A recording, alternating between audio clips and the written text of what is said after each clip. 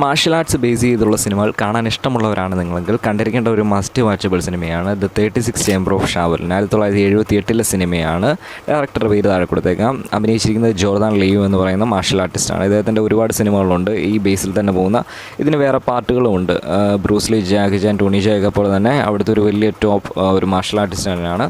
സിനിമയുടെ പ്ലോട്ട് എന്ന് പറയുന്നത് ഒരു അരാജകത്വത്തെ ബേസ് ചെയ്താണ് പോകുന്നത്.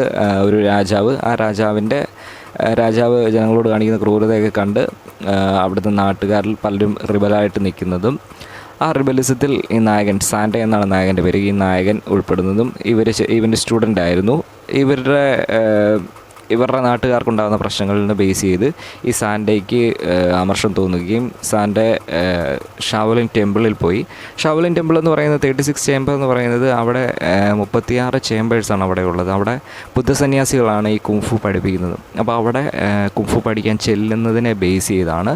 1ാമത്തെ ചേംബർ മുതൽ 36 ചേംബർ വരെ അവിടെ നിന്നാൽ മാത്രമേ അവർക്ക് കുംഫു പഠിക്കാൻ പറ്റുള്ളൂ. 36ാമത് പറയുന്നത് അത് ഏറ്റവും വലിയ ലെവലാണ് എന്നുള്ള രീതിയിലാണ് പറയുന്നത്. ഓരോ ലെവൽ കൂടി വരുന്നു. അപ്പോൾ ഇതിൽ ഏറ്റവും രസകരമായിട്ടുള്ള ഭാഗം എന്ന് പറയുന്നത് ഇവിടെ ഈ പഠിക്കാൻ പോകുന്ന സമയത്തുള്ളതാണ്. 1ാമത്തെ ചേംബർ മുതൽ 36 ചേംബർ വരെ അവിടെ പോകുമ്പോൾ കഠിനമായുള്ള പല പരീക്ഷണങ്ങളും സാൻഡെ നേടേണ്ടി വരുന്നുണ്ട്.